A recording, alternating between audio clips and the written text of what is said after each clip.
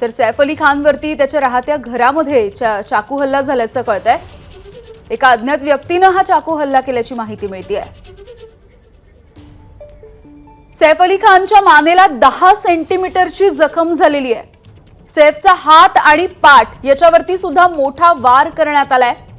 पाठीमध्ये धारदार शस्त्र खुपसल्याचं उघड झालेलं आहे। ऑपरेशन करून ते बाहेर काढावं लागलेलं आहे।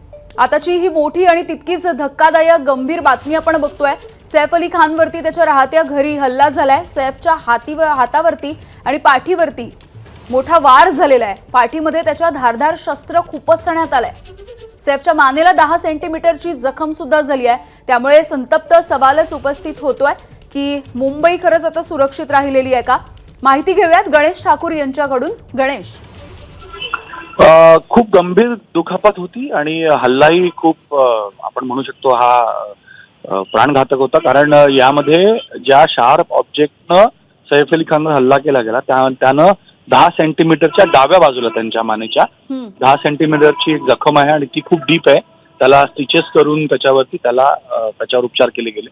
हातालाही गंभीर दुखापत झालेली आहे, तेही त्यांना उपचार दिले गेले। पण जी गंभीर बाब होती यामध्ये ती होती ते शार्प ऑब्जेक्ट सैफ अली खान यांच्या पाठीत ते कोणीतरी पाठून वार केले होते आणि पाठीत ते होतं।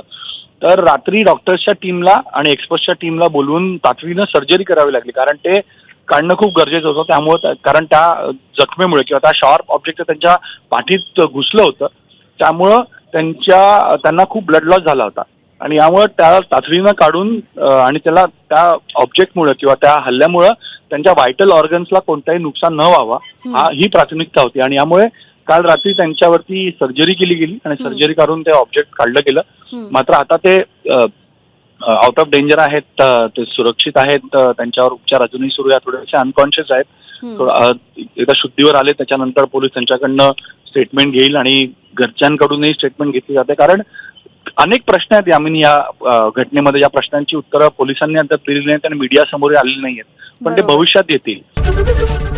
एबीपी माझा, उघडा डोळे बघा नीट।